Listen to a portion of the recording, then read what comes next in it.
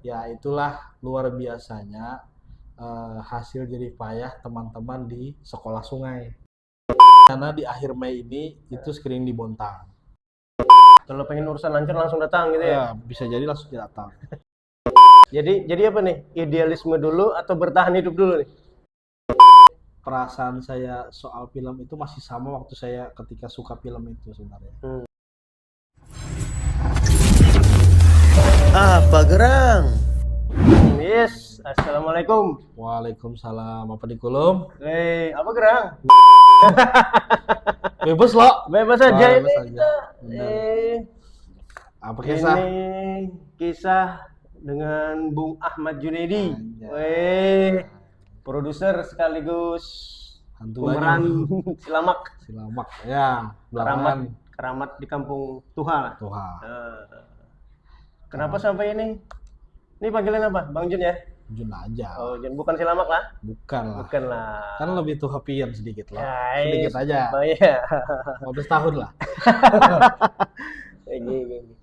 Gini Bang Jun, Ya, apa sih yang melatar belakangi terciptanya seorang karakter si Lamak nih? Apakah memang terinspirasi dari seorang tokoh atau cerita rakyat atau apa gitu? nah ini nih. Sebenarnya harus bertakun dengan penulisnya juga kan. Oh, Itu Lamak itu kebetulan kan ditulis sama sutradara Muhammad Jaya, kemudian juga dibantu sama Mas Paut Rudini, vokalisnya Jenda dan Pena itu. Ya, tapi dalam developnya, perkembangannya itu kita ikut campur juga di situ. Mungkin kebiasaan sutradara itu kan menciptakan sesuatu kan ngelihat di sekitar dulu. Nah, kebetulan dengan tubuh yang gemoy ini mungkin kan diciptakanlah karakter Lamak itu. Tapi pada dasarnya itu kan sebenarnya tuh kayak budaya kita hari-hari.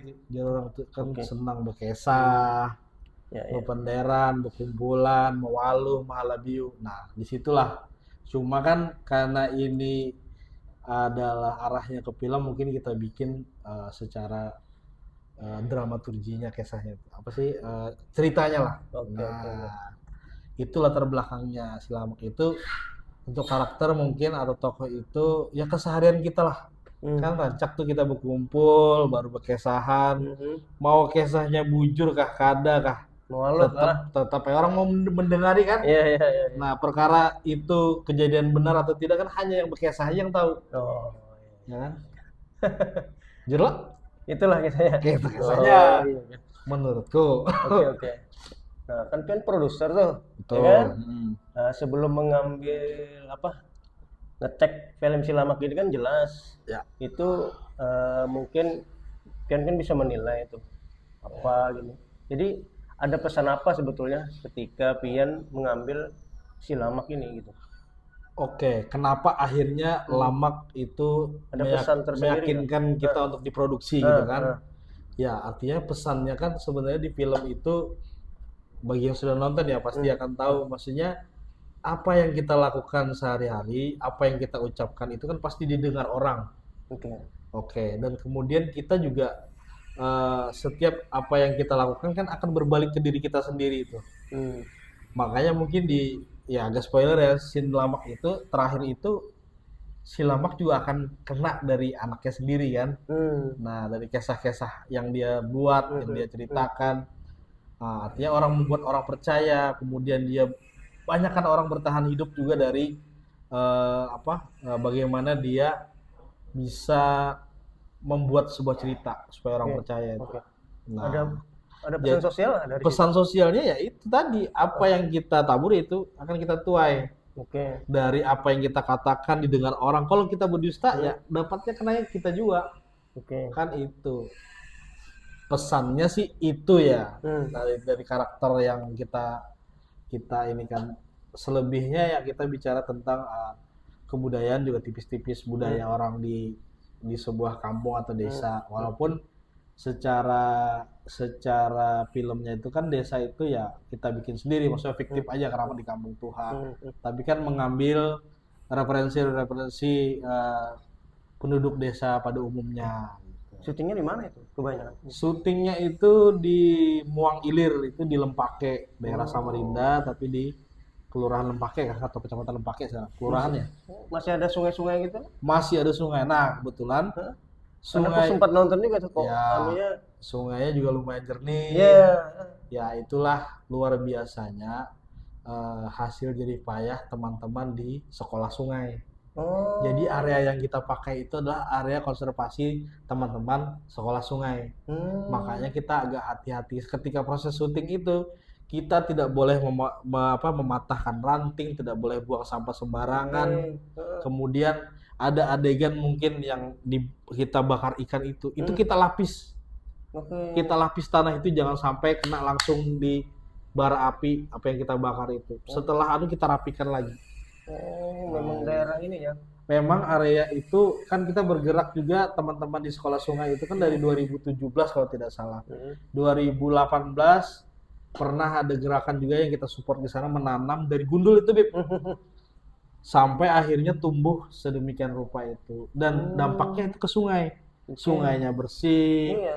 Akhirnya kita ngomongin sungai ini ya, karena itu isu lingkungan juga ada di situ gitu. Sungai bersih, kemudian tidak sama mungkin dengan yang ada di daerah Sungai Dama atau Pangkalan Pungut itu kan mungkin beda. Airnya luar jernih. biasa. Aku nonton tuh kayak bukan di Samarinda gitu. Nah, dia terus dari gambar-gambar juga ini hutan di mana ya, di tengahnya ada sungai kan. Iya. Ya itu dari landscape yang kita ambil dari drone apa segala itu memang luar biasa di sana. Jadi saya bilang itu punya potensi tempat itu untuk menjadi lab film lah. Artinya syuting yang kita pengen hutan, tapi dengan catatan ya kita harus menghargai juga cara mainnya di sana gitu ya. Jadi tidak boleh buang sampah sembarangan dan lain-lain. Iya. Kan tempat itu benar-benar dirawat, Bib. Berarti memang dijaga ya? Memang dijaga. Selebihnya itu ada di kampung sekitar situ. Kebetulan kampung kelahiran juga kan itu kan, di Desa Muang itu. Aslinya orang situ. Nah, kan Silamak nih. Ceritanya. Nah, ceritanya kan di dalam itu kan Silamak. Mulut ya aku gak lama. Bukan body shaming lah. Oh, body shaming. Judulnya Silamak. Judulnya Silamak memang. Ya. Kecuali si Gemoy. Nah, si Gemoy. Nah, Gemoy lagi tuh. Mana arahnya itu? Iya. Nah, bagaimana Pian itu bisa mendalami karakter yang ingin diterjemahkan oleh sutradara kan ya? Terus penulis skenario juga seperti apa sih? Menerjemahkan karakter Silamak tuh seperti itu gitu loh. Nah, karena dari proses penulisan naskah baru kita kembangkan bersama di breakdown juga itu naskah, saya turut hadir di situ. Artinya kan ada dua porsi lah, saya itu sebagai produser dan sebagai pemain langsung kan di pengkaryaan. Makanya saya pelan-pelan pelajari itu, dan setelah saya tanya mungkin juga karakter itu juga seperti cerminan kita juga, maksudnya secara pribadi. Artinya sutradara punya bayangan itu secara fisiologi itu adalah oh iya kayak Pian ini bang dia, kayak Silamak ini ya tokohnya kayak Pian ini, dijelaskan berjanggut, berbulu dada dan awak ganal. Nah itu otomatis kan secara jalan pikiran itu ketika kita lihat naskahnya, oh iya arahnya seperti ini, tentunya dengan konsultasi juga dengan sutradara kan maunya gimana, seperti itu. Itu sih secara pendalamannya. Nah, makanya mungkin kelihatannya kata sebagian teman-teman tuh kayak nggak berakting gitu, soalnya itu Pian aja gitu kan. Berarti aku makal banget aku bilang. Seperti itu sih dari proses yang saya temukan di lapangan. Bukan karena Pian produser lalu dipilih jadi pemeran Silamak, bukan nah? Justru saya amat sangat menolak awalnya kalau bisa cari yang lain. Nah artinya dengan paksaan sutradara itu kan ada tuh produser yang istilahnya tuh kepedean, inya juga hendak main, inya juga hendak ini, kan ada seperti itu. Tapi boleh langsung dikonfirmasi aja ke sutradaranya yang minta, mungkin dengan bukti chat-chat yang ada gitu kan pemaksaan. Kalau aku produser, aku aja yang main. Harusnya di 3 film sebelumnya saya juga yang main kan, utamanya. Iya. Tapi enggak ada kan. Enggak ada. Sudah 3 film? Sudah 3 film. Untuk sebagai produser sudah 3 film ya? Iya benar. Film apa ya? Hantu Banyu. Kemudian Lamak. Buat Nyanyian Sunyi. Dari ketiga film itu yang rame yang mana? Yang rame apa ini? Yang rame penontonnya? Oh, saya kira yang rame krunya. Yang rame penontonnya untuk saat ini secara pendataan itu masih di Hantu Banyu karena Hantu Banyu. pemutaran kita kan di CGV pada saat itu. Oh. Nah, belakangan yang 2 film ini masih berproses, yaitu tadi kita sudah berusaha dengan jadwal long weekend, ternyata yang puasa punya kehendak lain. Kita dikasih rezeki hujan, kemudian ditambah dengan banjir. Ada beberapa kendala dengan alasan yang sama juga, ngarah ke tempat venue itu ya lumayan terisolasi gara-gara banjir itu tadi.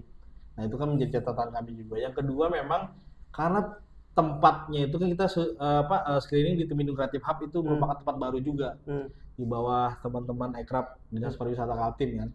Nah, makanya kita punya double misi nih, mengenalkan tempat itu lagi gitu kan, supaya orang, karena kalau kita bicara juga itu syutingnya screeningnya di Temindung Creative Hub, di mana itu dia bilang kan. Nah, akhirnya kita edukasi ini di gedung bekas bandara Temindung Samarinda. Saya bilang ada pertanyaan lagi, masuknya lewat mana? Ternyata kan juga ada penyesuaian arus lalu lintas kan di situ, jadi menjadi satu arah sekarang. Jadi kalau kelewatan ya muter lagi teman-teman itu ya. Betul. Artinya kan itu hal-hal kecil teknis tapi lumayan ini juga lumayan secara agak menghambat lah. Siap. Karena orang juga nggak mau ribet kan? Ya itu dia. Mungkin kalau misalkan itu posisinya di mall apa segala kan orang sudah tinggal ke mall aja. Iya, betul. Misalkan di bioskop ini misalkan gitu. Oh, kemarin pemutaran screeningnya di tanggal berapa Mas? 9 sampai... Iya, untuk premiernya di tanggal 8. Itu dihadiri kru stakeholder ya. Tanggal 8 Mei. Kemudian untuk pemutaran itu dari tanggal 9 sampai tanggal 13. Oke. Nah, alhamdulillah dari 5 hari pemutaran itu 3 hari hujan lebat. 1 hari hujan lebat banget. Dan 1 hari alhamdulillah ada full penonton lah pada saat itu. Alhamdulillah. Nah, tapi kan ini berproses ya, maksudnya mengenalkan sebuah produk film itu dalam segi industri itu ya pelan-pelan dan ada prosesnya. Saya baru merasakan juga, begini, misalkan mungkin film produser-produser besar di sana itu ketika filmnya launching itu banyak kekhawatiran, ketakutan bagaimana dengan film ini. Artinya sebelum kita bersaing ke sana itu mungkin kita harus benar-benar menjadi lokal hero dulu di sini. Itu yang menjadi PR-nya Wisma Citra Cinema sebenarnya. Pemutaran film dari premier sampai tanggal 13 kemarin ada berapa penonton? Nah, sampai hari ini kita masih rekap nih. Masih direkap? Iya, karena kan sebagian ada yang online pembelian, karena kita coba sistem online, sebagian ada on the spot. Itu dari teman-teman yang mengurusin tiket masih dalam bentuk rekapannya gimana. Ya, tapi kalau dari apa yang saya lihat mungkin sekitar 300 atau 400 penonton lah baru. Nah, dari target 1000 itu kan. Artinya masih butuh apresiasi yang luar biasa lagi. Ya, karena tadi ada kendala-kendala. Iya, karena kendala kami juga selain daripada cuaca juga mungkin kekurangan dari kami itu menyadari bahwasanya karena ini screening mandiri dan dimodalin sendiri, itu kita keterbatasannya di segi promosi memang. Jadi kita memang ada beberapa teman-teman seperti undas.co, kemudian Undas.id. Undas.id ya? Sorry. Undas.id. Undas.co itu yang Bahari ya? Sudah kerja juga kan? Undas.id, kemudian Presisi ya? Dan lain-lain lah, kawan-kawan itu. Otong-olong apa kemarin tuh. Nah, itu mensupport kita. Kemudian juga ada dari media-media lain juga yang support, yang punya kedekatan emosional sebenarnya dengan produser. Nah, tapi pada dasarnya kan kita juga harus memang ngebus itu, dan memang tidak bisa dipungkiri itu butuh biaya. Nah, dengan keterbatasan kemudian yang ada kita punya juga, karena kalau misalkan Bang Abe perhatikan kemarin itu kan kita juga dari segi screen itu ukurannya luar biasa besar, sound juga oke. Nah, itu kita bikin semua tuh. Kita DIY, tidak ada screen yang besar banget yang kita cari kemarin, itu kan sesuai sama kebutuhan kita di film. Nah, itu peralatan buat nonton berarti disediakan sendiri sama ini tim atau sudah disiapkan sama jadi untuk fasilitas yang disupport sama teman-teman di Ekrab itu ada gedung, sound system, sama proyektornya. Tapi untuk layar segala, sistem pembelian tiket dan lain-lain itu kita semua yang menyiapkan. Dari pihak ini Ya, ya, Wisma Citra Wisma semua. Citra ya. Makanya ada promosi beberapa kita cetak poster kirim ke tempat-tempat kopi, sekolahan dan lain-lain itu juga kita DIY sendiri, Oh, mandiri. iya iya. Nah, itu dia. Makanya kalau semisal harapannya pada saat pendistribusian film itu juga mendapatkan dukungan dari teman-teman yang lain, yang artinya secara lebih luas lagi, saya pikir eh, bisa lebih ramai lah. Karena apa? Saya berani screeningkan itu karena sudah mulai pede dengan hasil karya teman-teman di Kaltim gitu kan. Dengan sutradara yang bagus, tim yang bagus, kemudian juga penggarapan yang oke. Hanya saja memang kendala kita di hilirnya kan. Ini gimana setelah film jadi itu kita distribusikan ke masyarakat Oke. dengan tujuan memasyarakatkan film, memfilmkan masyarakat gitu kan. Oke. Next ada screening yang lain? Untuk 2 film ini tetap ada screening. Ada ya? Ada screening. Berarti ya? Jadi tunggu aja gebrakannya Wisma Citra Cinema selanjutnya. Kapan? Jadi kita ada rencana di akhir Mei ini itu screening di Bontang. Oke. Tapi ini masih proses penyesuaian di sana juga kan. Apakah akan sesuai waktunya di akhir Mei atau ke Juni? Kita masih belum tahu karena masih mencoba untuk di sana seperti apa. Karena kan kalau dari proses yang ada ini dengan kebutuhan kita sekarang kan lumayan persiapannya. Nah, ditambah lagi mungkin di sana juga kita mencoba melibatkan teman-teman komunitas juga. Kan sinesnya juga banyak di sana di Bontang itu. Dan kebetulan juga untuk Nyanyian Sunyi kan syutingnya di Bontang. Jadi itu wajib tuh sebagai produser saya tanggung jawab moral sekali untuk bisa memutarkan Nyanyian Sunyi di Bontang. Di Bontang. Syutingnya di Bontang ya? Karena syutingnya di Bontang. Oh. Jadi ada 2 tempat yang majornya kayak di hutan mangrove itu sama di Itu pulau Beras Basah. belum nonton aku tuh. Kayak nonton nanti di Bontang. Di Bontang. Jadi itu. Ya terus kembali lagi nih di proses syuting nih Bang. Di proses syuting itu ada keterbatasan nggak? Mungkin fasilitas, kendala apa yang dihadapi, sumber daya saat syuting? Kalau untuk syuting Lamak sendiri itu dengan Nyanyian Sunyi itu memang treatmentnya sedikit berbeda ya, karena kita di luar kota mungkin tim yang berangkat juga lebih sedikit untuk Nyanyian Sunyi. Terus untuk Lamak mumpung di Samarinda kita coba dengan tim yang lumayan lamak juga kan. Dan tapi dari segi fasilitas yang ada ini sebenarnya kan teman-teman sudah buka rental di masing-masing equipment rental ya. Jadi teman-teman komunitas juga, baik teman-teman yang rental ini juga sudah mulai memenuhi alat-alat yang kita perlu. Artinya sudah ada standarnya lah. Nah, dari pemenuhan standar itu kan tinggal bagaimana SDM-nya terus scale up. Jadi bisa berkembang terus, alatnya semakin canggih, orang-orangnya pun semakin canggih juga. Dan itu progres semua kan. Terlihat dari beberapa film yang sebelumnya, kemudian lanjut ke film selanjutnya itu ada progres lah. Nah, maka dari itu kalau dibilang apakah sudah mencukupi untuk saat ini dengan kebutuhan kita dan kemampuan kita, saya pikir itu udah cukup, udah layak lah untuk kita bisa berproduksi film yang bisa kita masyarakatkan. Gitu. Di samping itu kan tetap harus berproses gimana sih secara kalibrasi kalau kita misalkan mau masuk yang benar-benar di industri itu seperti apa, karena yang disesuaikan tuh jangan hanya alat-alatnya saja sama SDM-nya saja. Mungkin supportingnya juga harus disiapkan, disesuaikan ya budgetingnya.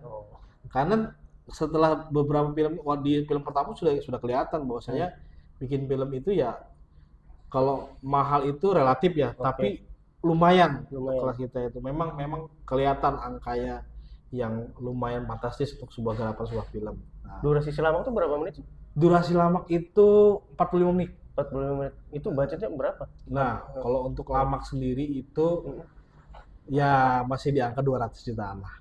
Lumayan juga ya. Lumayan. Kan, kalau bicara dagang belum balik modal nih. Lah, itu ya.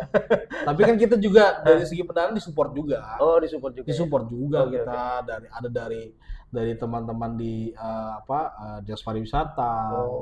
Ada juga teman-teman yang lain gitu, yang support. Artinya makanya di situ di kredit titelnya terima kasih sekali tuh untuk teman-teman yang sudah muncul logo-logonya di situ tuh. Artinya tuh kalau kita mau lihat hasil filmnya mungkin harusnya akan lebih mahal dari itu. Itu sudah diminim-minimkan berarti. Itu sangat minim sekali. Makanya harapannya kan Wisma Citra Cinema itu harapannya adalah di next itu film panjang yang standar lah 90 menit misalkan gitu. Kan udah kelihatan budgetingnya, berarti harus berapa kali lipatnya kan gitu. Nah, ditambah lagi ada yang setelah kita distribusi itu kan kita butuh biaya promosi juga. Nah, berapa kira-kira biaya promosi? Wajar itu karena ada yang bilang dari produser besar itu biaya produksi dan promosi itu 1:1. Bahkan 1:2 lebih besar biaya promosi daripada produksi. Ya macam-macam treatmentnya kan gitu kan. Nah, maka dari itu menjadi fokus kedepannya Wisma Citra Cinema juga. Bahwasanya sekarang kita perlu seperti yang saya bilang mungkin di podcast yang lain juga, kita di Kaltim ini mungkin tidak kehabisan orang kaya. Cuma orang kaya yang mau berinvestasi di film tuh mungkin belum. Harus pelan-pelan diedukasi. Oke. Tuh. Nah, sebagai produser, sebagai pemain, ada honor nggak? Kan yang lain ada honor nih. Ya sekarang kan produser, terus pemain. Itu ada hitungan honor sendiri nggak? Iya. Ada ya? Karena kita dalam pola pekerjaan itu juga di lapangan itu kita profesional juga. Jadi teman-teman itu sudah tahu jumlah honornya sebelum mereka syuting. Dibayar sebelum syuting apa sesudah? Sesudah syuting, sesudah bayaran, sesudah selesai syuting. Nah, itu pun lama. Bekikihan dulu berarti kan. Ya itu maksudnya yang begitu-begitu juga menjadi PR besar juga sih sebenarnya. Kalau selama menjadi produser itu saya mengalami beberapa hal dan beberapa pengalaman juga akhirnya. Bagaimana ketika teman-teman di produksi kan berpikirnya adalah sudah selesai kerjaan nih. Ya harus bayaran. Benar banget itu. Tapi kan beberapa hal yang berawal dari semangat kita untuk berkarya bersama, kemudian secara profesional juga ada, itu kan kita pasti ada hitung-hitungannya dan ada mungkin toleransi kemampuan. Nah, itu menjadi pelajaran banget di film Lamak maupun Nyanyian Sunyi. Nah, akhirnya kita tetap secara profesional, bahkan produser pun ketika dia main, akhirnya kan saya selama berapa hari itu? 7 hari mungkin. 7 hari itu lepas posisi, bukan produser tapi talent. Nah, akhirnya posisi produser itu diambil alih sama Land Pro sebesar untuk operasional semua. Gitu. Nah, akhirnya karena itu sudah kita develop dari awal kan, ketika syuting saya tidak mau diganggu juga. Karena apa? Muha kita nih kelihatan nih. Kalau sudah jelek muhanya kan, jelek juga aktingnya kan, aduh. Luar biasa. Jadi siapa aja nih yang terlibat dalam proses film ini, Jun? Yang mana bisa bekerja sama gitu antara aktor, terus dengan kru, dengan masyarakat lokal yang pada saat proses syuting itu. Iya, artinya kan yang turun duluan ke masyarakat itu sebenarnya produserial. Mengamankan lokasi apa segala semua itu di produserial, manajer lokasi dan lain-lain. Selebihnya kan teman-teman itu bekerja sesuai porsinya masing-masing di pengkaryaan atau di penyutradaraan. Ada punya Astra, ada kemudian teman-teman di artistik juga. Ya, untungnya kita di Samarinda khususnya itu kan kita masih bisa punya komunikasi dan punya kebiasaan tata krama yang bagus lah. Artinya kan punya assalamualaikum dulu. Gimana sih etika kita memakai tempat orang, bagaimana sih cara kita ngelobi tempat apa segala itu. Gitu. Permisi dulu lah gitu. Walaupun dari segi efisiensi juga ada beberapa tempat yang memang kita lobby, gimana cara kita bisa pinjam aja. Memang walaupun budget itu kan ya tadi mepet-mepetnya tuh begitu. Akhirnya kan tempat yang kita bisa coba anggarkan, akhirnya kita juga. Kita coba lobby untuk gimana cara yang bisa kita pakai. Nah, terus kedepannya rencananya Silamak ini ada kelanjutannya kisah dari Silamak ini? Kalau dari potensinya ada ya. Artinya dia menjadi IP kan, atau menjadi sebuah tokoh yang bisa bercerita tentang apapun nantinya. Jadi dari tema apapun kita coba angkat, tapi majornya si Lamak ini. Nah, tapi kapannya itu masih kita coba persiapkan. Terus Cilamak ini kedepannya ada rencana dibawa ke festival-festival film nggak? Ada ya? Rencananya ada. Ada ya? Tapi festival yang seperti apa dulu kan yang harus kita, artinya kan mengarahkan film ke jalur festival itu juga harus punya strategi ya. Jadi bukan cuma harus bikin film baru kita store di festival apa gitu, harus kena memang. Tapi itu kan mungkin butuh pertimbangan bersama teman-teman yang lain ya. Walaupun hak distribusinya memang di Wisma Citra Cinema, tapi kan secara pertimbangan itu harus kita dengar juga teman-teman yang lain. Gitu. Oke. Nah ini kan Cilamak ini kan di film nih, ya kan?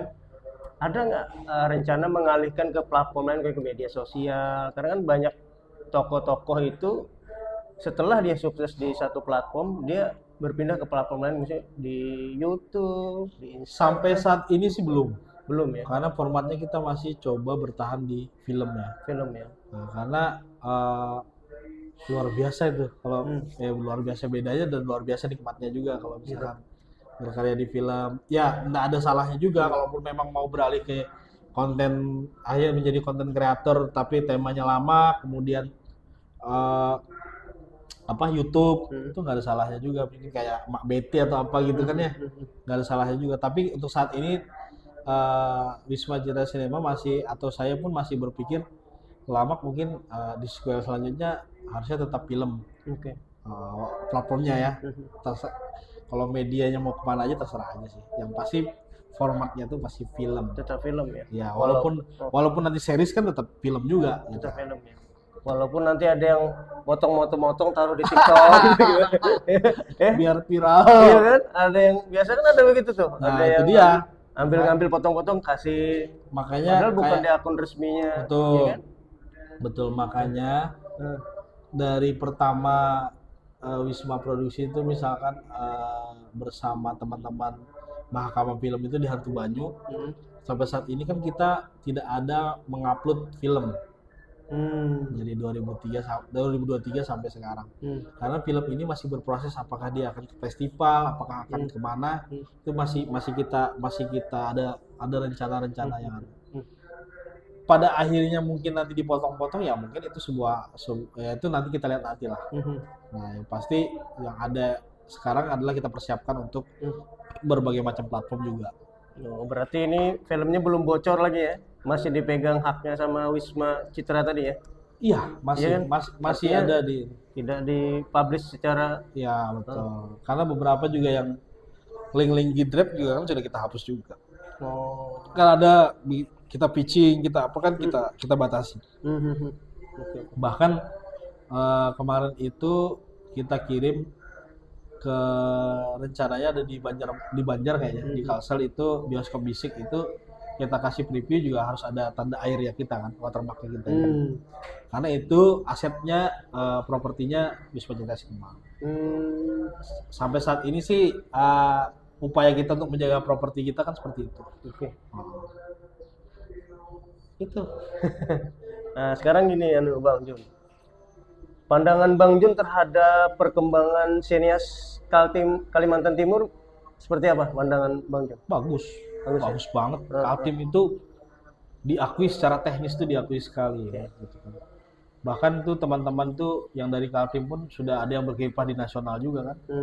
Nah bagaimana perkembangannya, justru diharapkan juga dari teman-teman yang berkiprah di nasional itu kontribusinya juga luar biasa ke daerah, karena masih menjalin komunikasi gitu.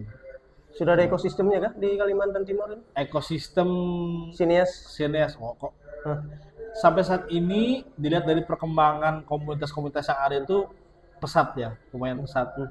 Tapi mungkin secara industri kita masih mencoba, artinya mengarah ke sana.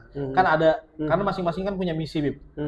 Jadi ada teman-teman komunitas yang memang misinya di independen, kemudian mengarah kepada festival-festival, ada juga yang ke industri. Ya syukur-syukur punya misi double dan kena gitu kan. Di industri bisa kena, di festival juga bisa kena. Tapi jarang biasanya. Seperti itu sih. Kalau ditanya bagaimana perkembangannya, luar biasa pesat. Luar biasa ya. Luar biasa. Apalagi kan sekarang dibuka lagi kampus yang notabene itu basicnya adalah akademisi akan mencetak akademisi di bidang jurusan film. Oke. Nah, itu dia tadi kan. Di mana Artinya- itu? Di ISBI. Wah, ini bayar royalti di ISBI. Oh, ada lah ya di sini ya. Ada ya. Ada di Tenggarong Oh, ada. ada ya. Panjangan dari Iya, iya. isi Jogja. Nah, terus hambatan utama sendiri untuk perkembangan sinias yang ada di Kaltim itu apa menurut sampean tuh? Hambatan Untuk utama. mengembangkan film-film lokal gitu. Saya enggak mengeneralisasi hambatan itu ya. Iya. Tapi yang saya rasakan sekarang Hambatan dalam memproduksi, Iya, hambatan iya, dalam pemasarannya. ya masih banyak. Itu tadi kayak namanya kita merintis tuh buka jalur kan Mas. Jadi banyak hal yang harus kita lakukan. Memang kayak misalkan saya screening waktu Hantu Banyu itu mengurus sampai STLS itu aja bisa sampai 3 bulan. Padahal kan di STLS surat tanda lulus sensor itu dari lembaga sensor film itu bisa sampai 3 bulan. Kenapa prosesnya? Oh, ternyata tidak ada kepanjang tanganan yang secara offline di daerah. Jadi kita tuh mengurus harus ke sana, Bib. Jadi modal lagi ke sana ya? Iya, betul sekali, kita modal lagi ke sana. Walaupun bisa online. Online itu secara ininya bisa, tapi pada prakteknya di lapangan yang kita temui ya, itu ada beberapa kendala lah mungkin, entah. Kalau pengen urusan lancar langsung datang gitu ya? Ya, bisa jadi langsung datang. Atau di pihak ketiga kannya. Oh, gitu kan? Ya banyak yang ini lah. Nah, terus terkait peran pemerintah nih, pandangan Bang Jun seperti apa untuk Pandangan saya, perkembangan? kalau saya terus terang sinias sangat lokal. positif ya, terutama untuk teman-teman di Dinas Pariwisata Kaltim di bidang ekraf. Bidang ekraf itu kan ada 2 tuh, ada bidang pengembangan ekraf sama SDM-nya. Oke. Nah, di Wisma Citra Cinema ini, alhamdulillah di beberapa film terakhir ini juga bekerja sama juga dengan teman-teman di sana. Artinya tuh masih bisa, kalau kita lihat ya, rata-rata nih, ini tapi disclaimer aja, maksudnya film yang bekerja sama dengan dinas-dinas atau pemerintahan itu selalu agak terkungkung secara tema dan lain-lain. Kalau nonton Lamak kira-kira itu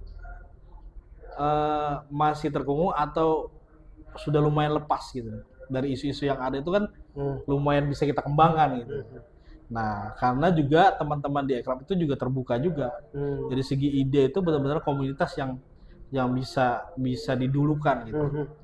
Dari segi pasti lebih segar, mereka menyadari itu, kemudian lebih kekinian dan lain-lain. Nah, itu yang kemarin yang luar biasa, teman-teman di di pemerintahan itu bisa memahami itu. Akhirnya kita yang dulunya mungkin ada kata skeptis terhadap pemerintah itu juga, dalam artian untuk hal-hal kerja mungkin dari pengalaman sebelumnya itu ya mulai bisa terbuka lah, seperti itu.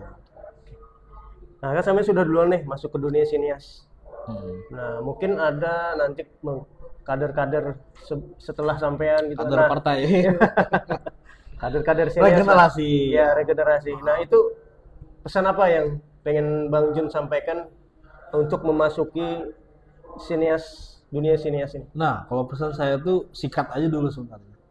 Sikat aja Apa dulu. sikat? Ya artinya kalau kamu suka film ya, entah itu menonton dulu, entah itu mau diskusi dulu, atau langsung membuat, sikat aja dulu. Karena ternyata nikmatnya bikin film tuh justru waktu kita belum tahu ilmunya tentang film. Oke. Jadi kita tuh nggak ada beban, sikat dulu aja. Kalau sekarang itu sudah mulai ngerti pakem-pakemnya, udah mulai ngerti anunya, jadi ada ketakutan-ketakutan juga di situ. Tapi ya itu kan penambahan nilai juga dari sisi pengetahuan ya. Makanya pesannya itu ya sikat dulu lah. Sikat dulu itu terserah lah kalian menginterpretasikannya apa.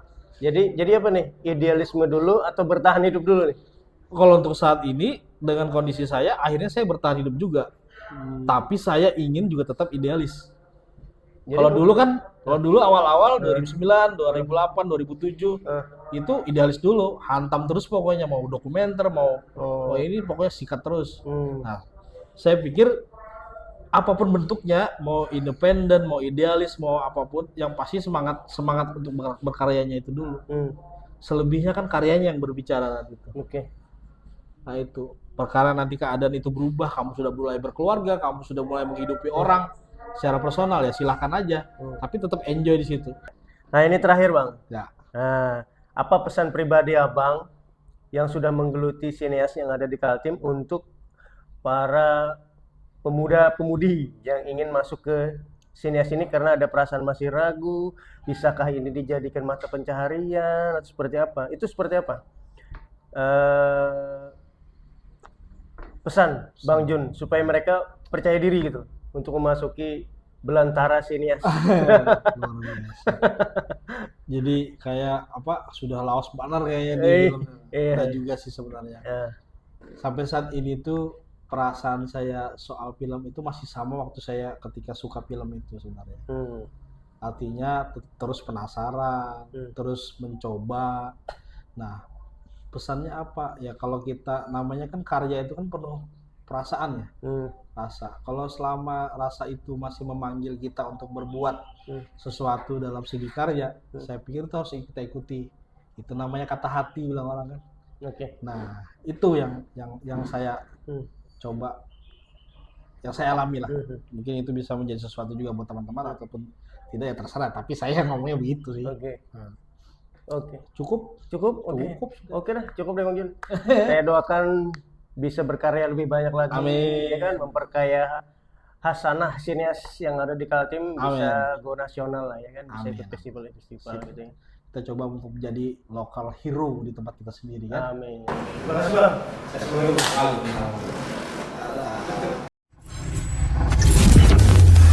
Apa gerang?